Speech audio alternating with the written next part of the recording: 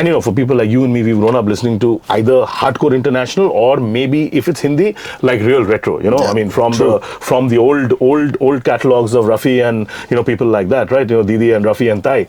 But here was a new generation saying that, boss, there is an Anuv Jain and there are the Pratik Kuhards and there are these other young kids, including hip hop, which was on this rise. It's going to come. We called it because we weren't in film at that time. We weren't in the film business, so all we were doing was non-film.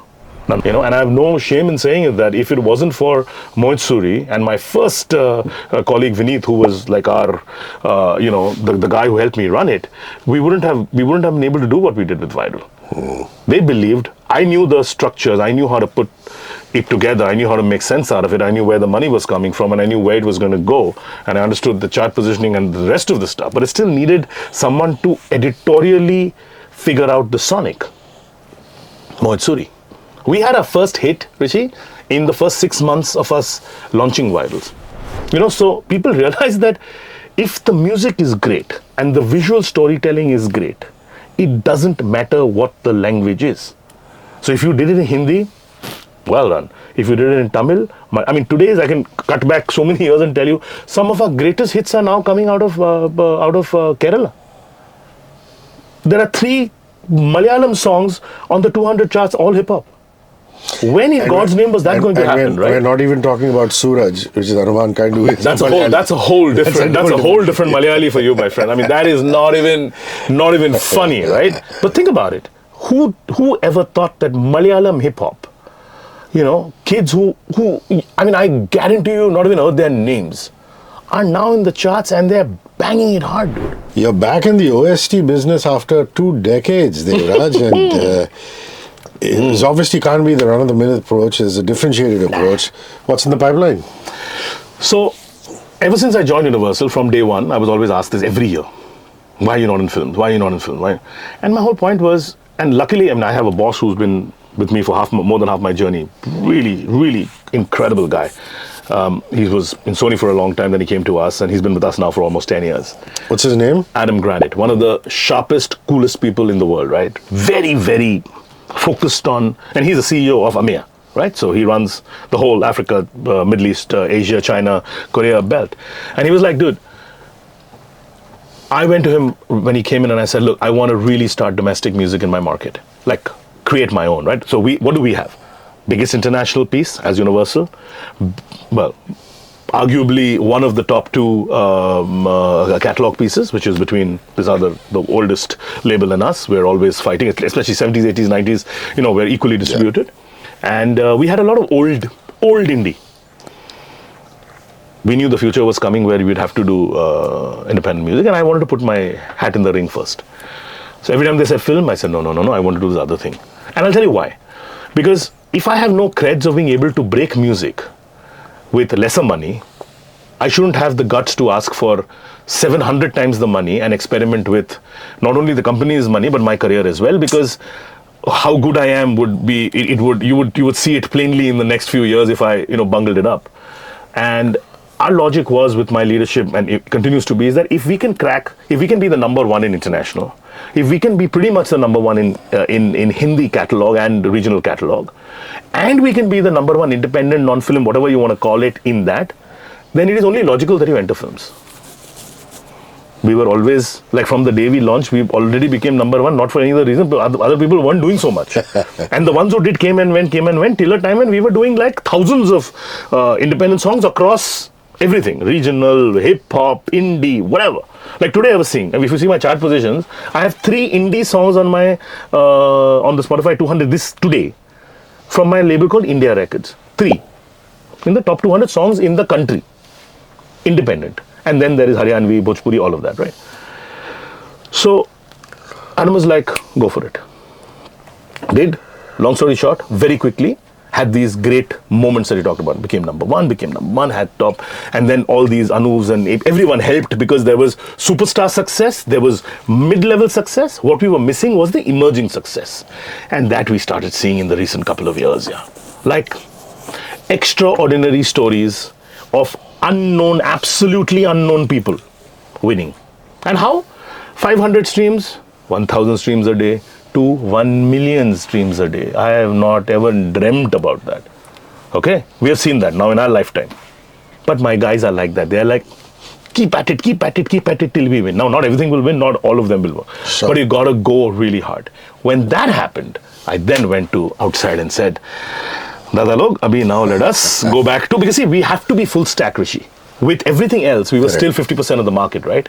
To be 100% of the market, to play in 100% of the market. Look, I'm already the second, third largest label by, different day, different measurement, different whatever.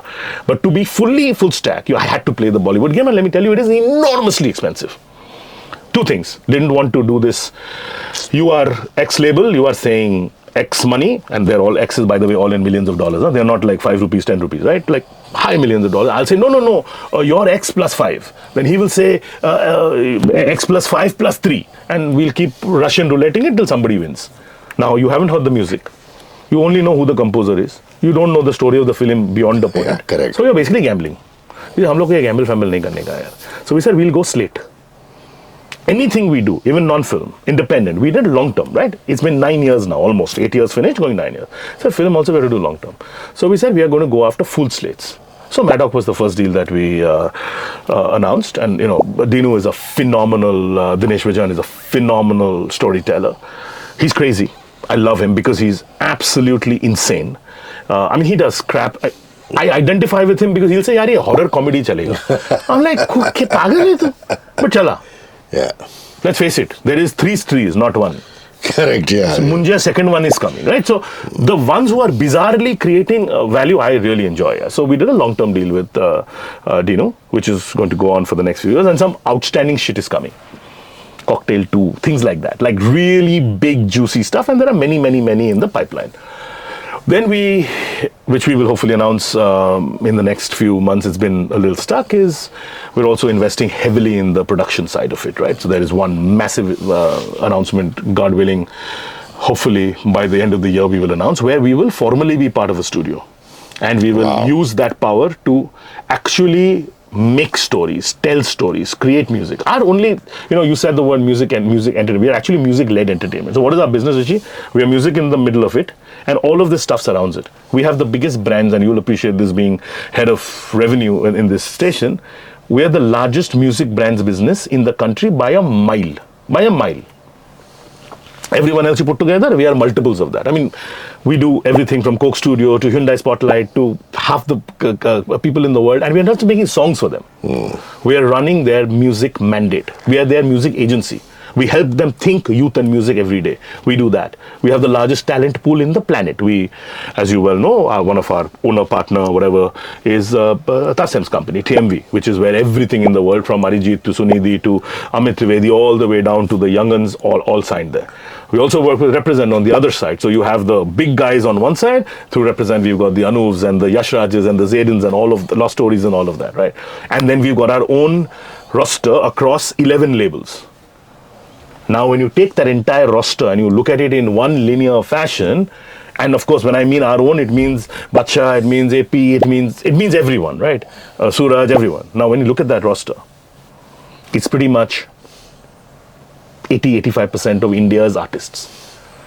We are not in the trading of music business. We are in the creating of music business. We are in the artistry business, which is why it's super important for me to have this ridiculously large-sized roster and play with them, whether they're tiny and emerging, so we work them, mid-level where we empower them and help them, and the top guys, we're their partners. We help them tell their best stories in the best way possible, in the realest way possible, without smelling of superstardom. Because superstardom doesn't solve anything. You've got to be real to your fans. And the one thing that we understood quite well amongst all of this stuff is, boss, the fan is in the middle of it. Fandom sitting in the middle of it. We made steps in it years before anyone else did, because we said that ultimately, this consumer we were talking about, so let's say there were 100 consumers in all of India. There are hundreds of millions. Let's say there were 100. Chances are that of them, 20-30 are only casual listeners. The remaining, all of them are die-hard fans of somebody. Anuv Jain ka die-hard fan. मतलब उसका साला tattoo लिखेंगे. Badshah ka die-hard fan. AP, I don't know if you saw the stories of his current tour, right? I'm like, what is going on? And he's incredible. Him and Shinda are killing it. But look at the fans, look at the And I've only seen it with like a Diljit and a couple of people like that, right? Sunidhi, insane level of fandom. So if you're able to connect fandom with your music and your structure and your superstructure and your roster, you're in a damn good place, man. And that makes us an interesting business, because we're not just music. We're making music, we're selling brands, we are doing sync, we're doing some musical story. I mean, we're doing long format music storytelling, bro. Right now, we did our first 90-minute film on Kishore Da. It's called Ek Aur Baar Kishore Kumar. So what is it? Catalog. Obviously, we own a lot of Kishore Da's mal. We wanted to tell his story, having his songs not remixed and recut, but actually recreated. We took Kishore Da's original stems, matched it with all of his lovely people who spent their entire career, like Shan, for example, who's known for Kishore, and Mame Khan, and a whole bunch of them, and we recreated 11 new songs. It's available on Sony to watch, and it's going crazy right now, because any Kishore Kumar fan is saying that, boss, I want to watch the story here. And the story is told by his son. Amit Kumar is telling the story. So there are stories in there that nobody's ever heard. When his father died, what happened, when he won an award, like stuff which is real, and people really, as fans, you want to gravitate and say, yaar, ye to meko nahi malum tha. And as a byproduct of that, the music is flying. So when you look at it from a 1,000 degrees on, like 1,000 feet on top, you'll see that this is a bunch of interconnected businesses that are talking to each other. And my job is to orchestrate how they work with each other. My job is to run neither of them. My talent is run by amazing people. My publishing is run by India's first woman MD, Deshpande, Preeti Deshpande. Fanta, you know her, superb. My distribution business is run by Amit Sharma. Shanu, of course, who you probably know the best, runs everything. He's the best MD in the world to have. So when you have such great people running all your organizations, my job is to make sure that everything else falls into place. And how do we plan for 2 years ahead, 5 years ahead? The reason why we are doing where we started OST long term is because short term doesn't get you anything. You'll win for 1 month, you'll lose money for 3 months, and you'll win for 2 months. And it's a horrible business to be in. All our business is long term. Why should OST be short term? And we're not popular for it, but it seems to be working.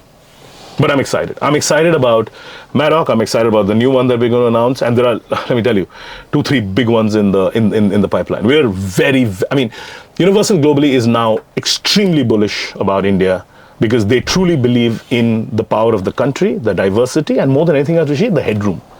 Because we are not yet a paid ecosystem as much as we'd like, and I'm sure we'll get to that in a minute, the headroom for us to become a paid company, a paid ecosystem where people actually pay for their music, is in the hundreds of millions.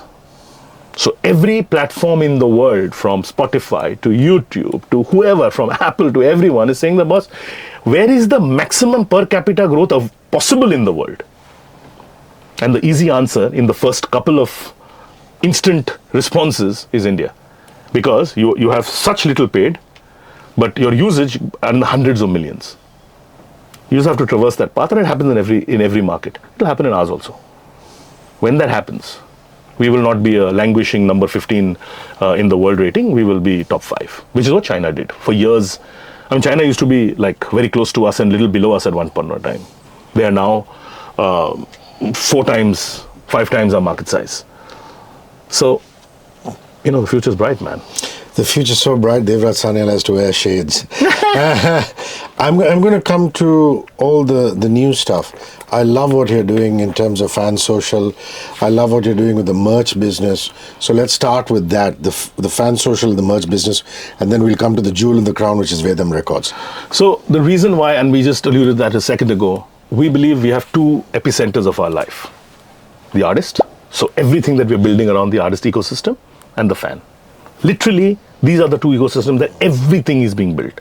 If you're doing a brand deal, it is to serve. So when we do Coke Studio, we're doing 2 things. We're invoking the artist ecosystem to create the best they can, talking about Indian folklore and fusion and culture. But who are we supplying to? To the fan who loves this kind of music, right? So everything is being targeted towards these 2. And we are extraordinarily not only prolific, but massively targeted and very, very focused on these 2, right? So when you do that, obviously the fan becomes your other piece. We've talked about artists for so long. What does the fan need? The fan needs to touch, feel, emote, hang with their whoever they like. And again, this is not I have to be AP's fan to hang with AP. It could be an unknown kid who has the beginning of a fandom. FanSocial was born out of that logic, right? So Riaz and I got together, and of course my teams, and we said, yeah, If I want to go and see a great artist in New York, for example, there are hundreds of places, not hundreds, but tens of places where you can go to the Bovary Ballroom. Every Friday, there'll be 5 slick acts playing, and there are scouts sitting everywhere. All the big artists in the world have been picked up from there only. Correct? My one-time boss used to say, these pink-head kids. I mean, I'm sure he didn't mean pink-head, but he meant young children with, A&R boys who had lots of, or girls who had lots of game. And I mean, some of the biggest artists have come from there, right? I mean, Gaga, any, you name any. So we said, where do we, in India, kidhar jayega? Either it's a DJ playing on a Friday, Saturday, usually playing Bollywood, as in playing Bollywood songs, nothing original. And now we're in the indie business, so what do we do? So we said, let's create a place multiple times a month where could be unknown, but just extraordinary talent will come and perform. Do ho gaya already. I've been to both. Last Sunday and when we launched it in something November. Man, like, will blow your mind. Have you seen Samad Khan? I saw for the first time. I've heard of him. I saw him play in front of me. Bro, my brain was blown here. One kid with a guitar, and I'm like, oh my God. Divyam Sodhi. I'm like, who are these people? Who I was sad to miss was Ginny, who I really like. The only kid who's not signed to me. And I just missed her, I had to take a flight that night. But every time these kids are playing, every time, everyone's going crazy. And this is a social. Riaz Amlani's social. There are like 300 people in the place, not 3,000 and not 30,000. But those 300 are hardcore fans. They're sitting and watching their artist and literally they're close enough to touch them. I'm like, what's going on? So it is the birth, and it's going to be all over the... Now, think about fan. What does he want? Let's say he is whoever, any artist, ka fan. They want a piece of them, no? Ek baar touch, uske baad T-shirt, goggle, socks, watch, strap, whatever, merch. India is prime for... I should run the merch business as part of my mandate years ago. And we thought, and I thought, forget anyone else, that ye kala Metallica t-shirt hi bikega.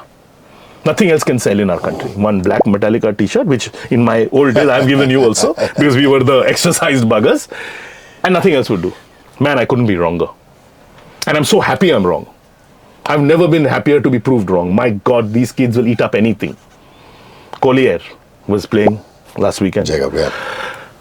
Like, they were sad that some extra small was not available. We could have sold, like, we could have had a truckload of stuff and everything would have sold that day. And not only Collier. It could be Axomaniac, it could be Divyam, it could be any of our artists. Because all of them have mini microcosms of fan bases to very large. But those, even if you have 100, 200, 500 buggers at that place, na, they'll all buy everything of you. Tony Ann played at NCPA, bro. He's a Canadian piano player. Who the hell knows of Tony Ann? I know him, I love him. But if I ask randomly people on the floor, will they know Tony Ann? No. NCPA, there was a mile-long and young children, not just old people, buying his music notation books and his t-shirts and his vinyl. I'm like, bro, something has shifted in our ecosystem. People are willing to, after this, again, going back to where we started, post-COVID, experience is very important. They want to touch and feel. They want to go and watch a show. They want to spend money on a ticket. They want to buy a collectible. They want to buy merchandising. If you're a fan, they want to hyper aggregate and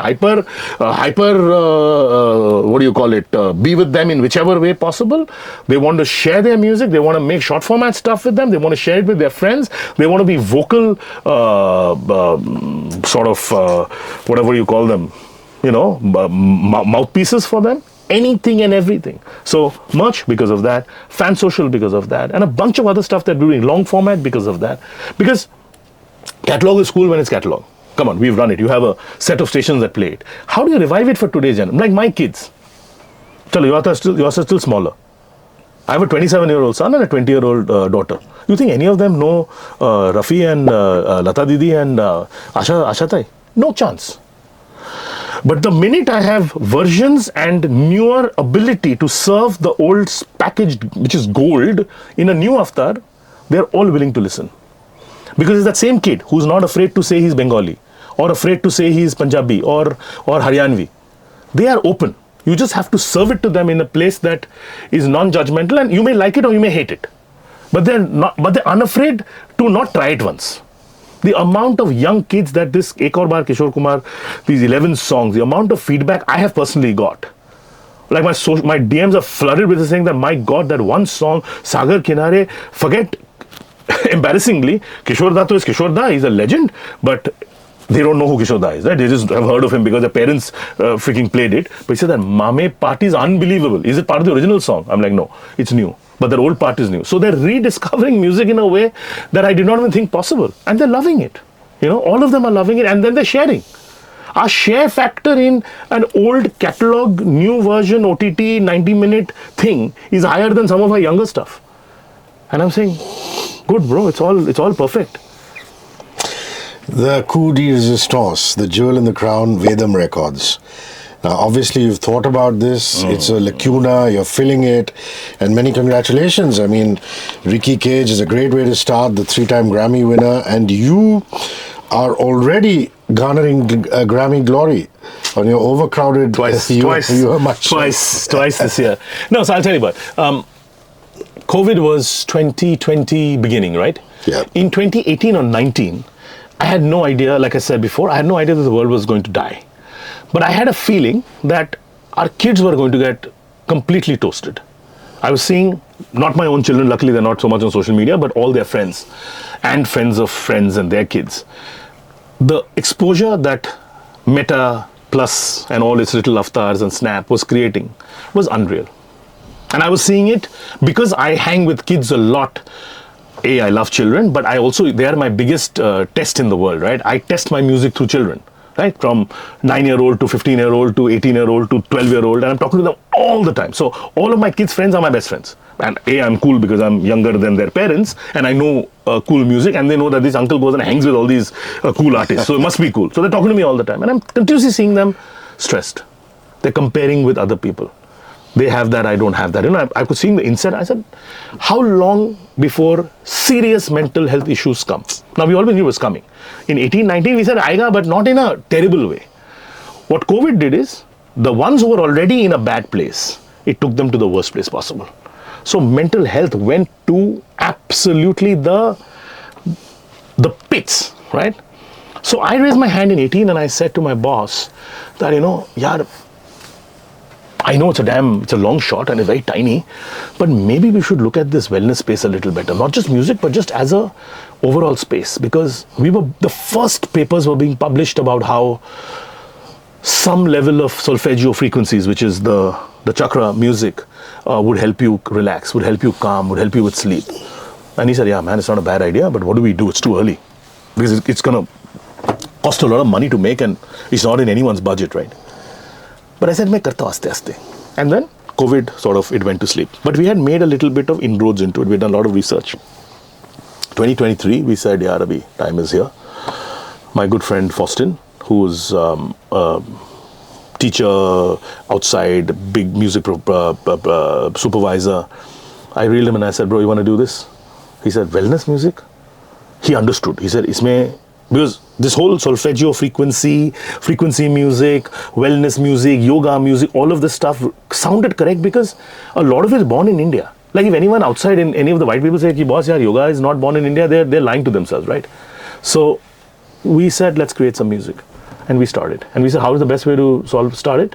Is let's find somebody of great, solid intent. And I met my good old friend Ricky, and he was like, let's make some music. So the first album of Vedam was started with Ricky Cage. And I'm ever so grateful to him because technically Vedam was started with him. And we put it out and we got a Grammy nod, and he didn't win sadly. But it opened our eyes and opened our minds to what is possible. And then we are now so deep in it. I do yoga every morning with my own playlist, which I'll send you. Extraordinary. A lot of important, interesting people are now beginning to use it. So we are making frequency music, we are making music for sleep, we're making music for calm, we're doing guided meditation, we're doing all sorts of music to elevate. So we are not saying we're going to heal you, but we will help you get to a better place than you are mentally right now. Children, old people, anyone. And globally, Universal has now started doing, which we are seeing, deals with people where actually music is going towards actual healing. Right? Again, first steps, very far away. But real research, real data, real tests, which are actually, so music is actually helping people in ways that we never thought possible. So we said our ambition was very simple as Vedam. I said, I want to be the world's supplier. Yoga, please, for the rest of the world. If Madonna is doing yoga on music, it has to be Vedam, please. I mean, are you kidding me? How can anyone else make yoga music and claim it's theirs? Yeah. So I said, I will be it. And I have made, honestly, more yoga music than anyone else in the world. Same for calm, maybe not for sleep, because sleep is a huge category. For guided meditation, for all sorts of stuff which will just make you calmer and peaceful. This year, got 2 nods. 2 Grammy nominations, which I'm really, really proud of. One of them, actually, Charu Suri, who's a phenomenal musician, is actually for sleep. She has an album called Cheyenne, which is actually for sleep. I'll send you the first track. I fall asleep to it every day. I have trouble falling asleep sometimes. Beautiful. All of them scientifically done, beautifully played, emotionally done, Grammy nominated. The other one we got was for Sounds of Kum, which is an incredible album. It is a bunch of musicians who came together. See, so for me, it's not just Vedam and I'm often called, spiritual music and all of that. Basically, we wanted to take completely differentiated music, absolutely non-commercial, which was telling stories of our culture. So cultural export. And let's face it, the biggest cultural phenomena in the planet is the Kumbh, not just for India, but in the world. That's the maximum aggregation of people anywhere the planet has ever seen, right? And the last one was the big one, Mahakumbh. And incredible artists, Madhi Das, Charu Suri, Jim Kimo West, a whole bunch of them, led by a guy called Siddhant Bhatia, who's actually our partner in this, came together and said, let's create this incredible homage to the Kumbh and to Indian culture with all of these people. And there are our artists in it as well. There's Kanika, there's Yashraj, there's Raja Kumari, a whole bunch of them. And this incredible album was formed, yeah. And we said, yeah, let's go. Boom. In the main category of world music, got a second nod. So we're not in a bad place, because what else am I going to get a Grammy nod for? Or India's going to get a Grammy nod for, right? So I don't know if he'll win. I hope we do someday. But to me, a Grammy nod is much more, to me, it's a understanding or someone telling us, it's a ratification of the fact that you're in the right lane. You're creating music which can go really, really wide. And what really makes me exciting is that we're doing Bollywood, which is for the whole world at large. You're doing independent, non-film, all of that, which is for a large part of the world at large. You're doing emerging cool music, which is for everyone and everyone. And then you're also doing something that nobody else is doing. Nobody, not a single label anywhere that I know, anywhere in the entire region. And we are like almost 2 years into it. We are like 1,500 songs in. You know what I'm saying? Like 80, 90 albums in. Hundreds of guided meditations in. So even for anyone to come, bro, it'll take you to, because it takes a long time to create it. Because with frequency music, you can't lie. It's a technical thing. It has to be done in a certain way. Sound baths, you should see it. Amazing. For people like us who are like in this business that we're in, just go and pass out, man. Peace out. Amazing. It takes time. It's technologically, it has to be in a studio with the mics in the right. It's almost like Dolby Atmos recording. Wow. It's that level of technique, right? So I'm proud of Vedam because I truly believe that that is the one label that everything else you're supplying entertainment, here you're truly supplying wellness. Yeah. Devraj is Chairman and CEO, India, South Asia, Senior VP Strategy, AMEA you call it, right? It's actually, it's called AMEA. AMEA. It's basically Africa, Middle East and Asia, including Lovely. Korea, China. That's what it is. Universal Music Group. It's been such a pleasure, man. Likewise, You've traversed so much ground. Thank you for rolling by and see you soon. See you soon, all the brother. best to you and your mind. Thank you, man. Thank you, Radio 1. Thank you, Rishi. Thank you, everyone, for having us, man. 94.3 Radio 1.